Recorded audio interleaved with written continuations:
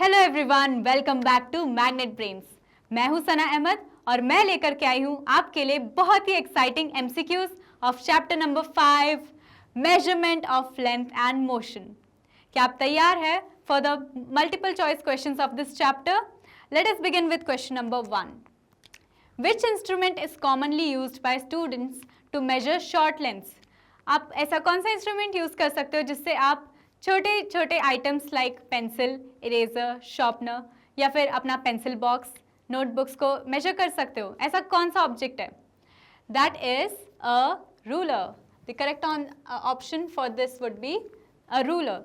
A ruler can be used to measure short distances, right? Now let us come to the question number 2. Question number 2 is the standard unit of length in the metric system is. क्या ऐसा unit of length का ऐसा unit of length आपको क्या लगता है? क्या वो इंच होता है, सेंटीमीटर होता है, फुट होता है या फिर मीटर होता है? The correct answer is this is a fact based question that meter is the SI unit of length. Now let us come to question number 3. Question number 3 है which of these is used to measure long distances? Long distances like road lengths. इनमें से कौन सा ऐसा कौन सा tool होगा जिससे हम लॉन्ग डिस्टेंसेस मेजर कर सकते हैं? It would be a measuring tape, जिससे हम long distances like road lengths को मेजर कर सकते हैं, जैसा कि आप देख सकते हैं, right? Now let us come to question number 4. 1 kilometre is equal to how many metres? यहाँ पर क्वेश्चन में है 1 किलोमीटर इज इक्वल टू, हमें बताना है कितने मीटर. हम जानते हैं कि 1 kilometre is equal to 1000 metre. So this is the correct answer for this question. Now let us come to the next question, जो कि हमसे पूछता है Which of the following is not a unit of length? हमें बताना है कि इनमें से लेंथ की यूनिट कौन सी नहीं है.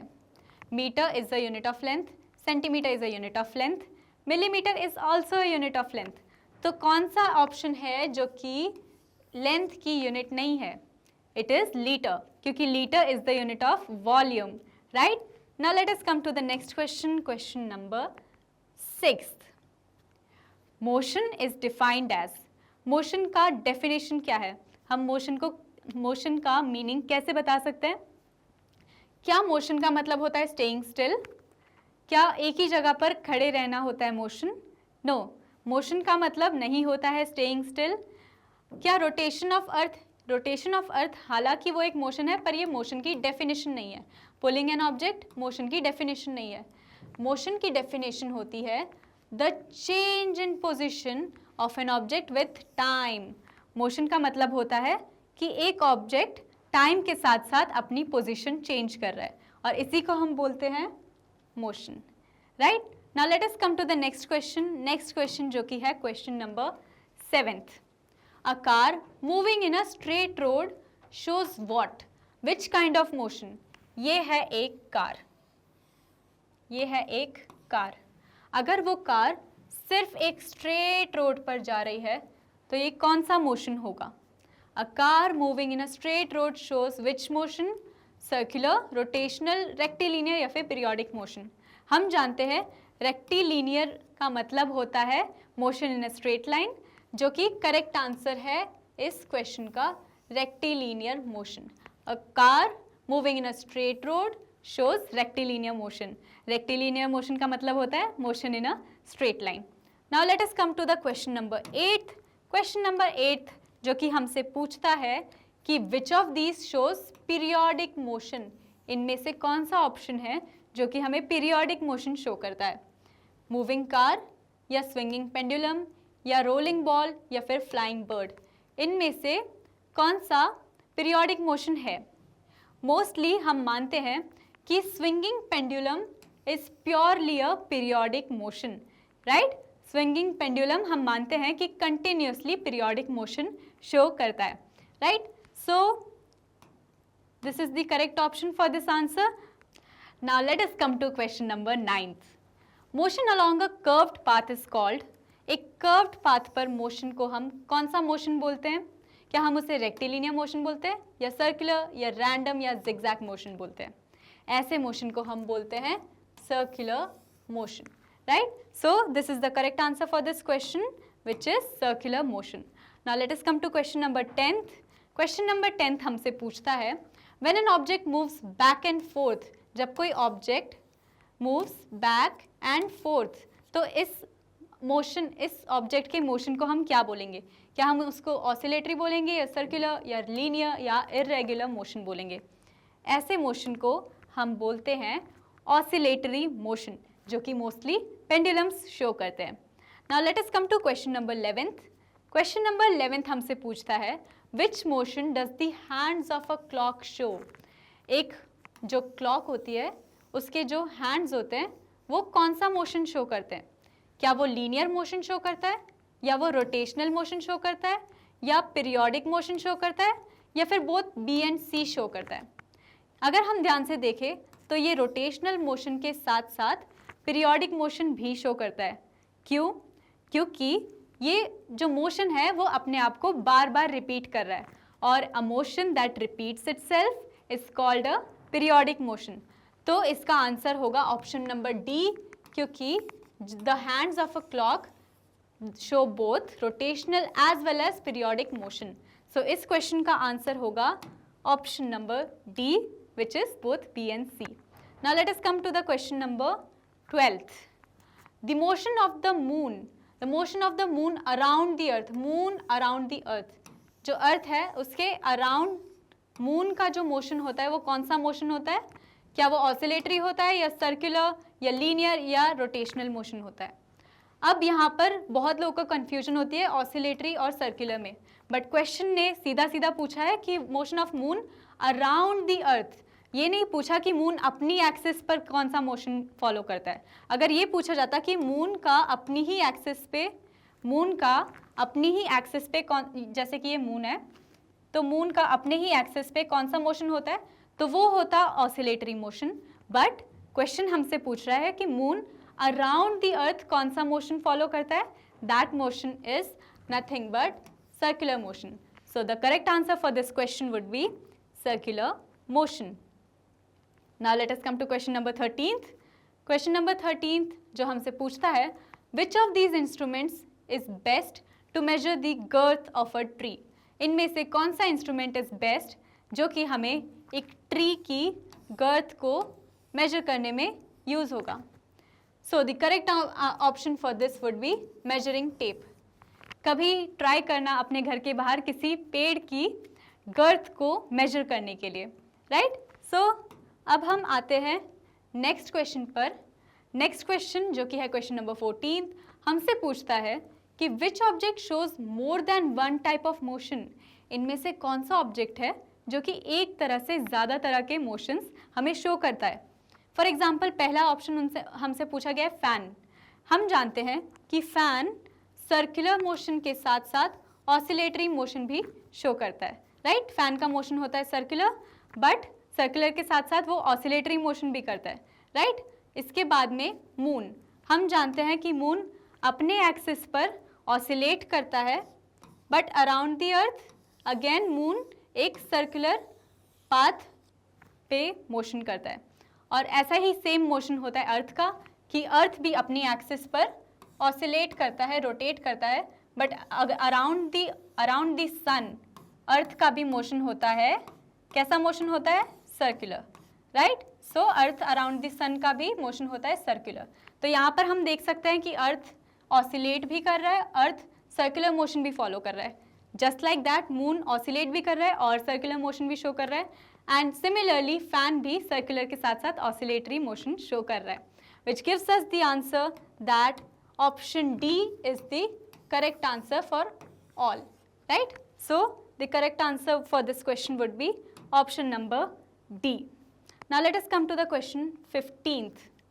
To measure the length of a curved line we use, for example एक curved line है, तो इसकी length हम कैसे measure कर सकते हैं? क्या हम उसको ruler से measure कर सकते हैं, या divider से, या protractor से? Most common method to measure the curved line precisely, बहुत ही प्रिसीजन के साथ में एक कर्व्ड लाइन को हम एक थ्रेड से मेजर कर सकते हैं. डिवाइडर से भी मेजर कर सकते हैं, but it's not half as precise as using a thread here. So the correct option for this question would be a thread. Now let us come to question number 16th.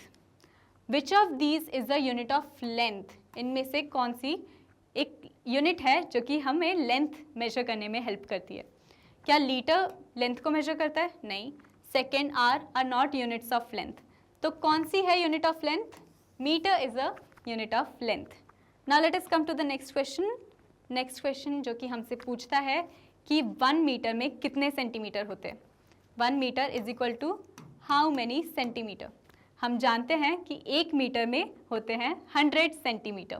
So the correct option for this would be option number C.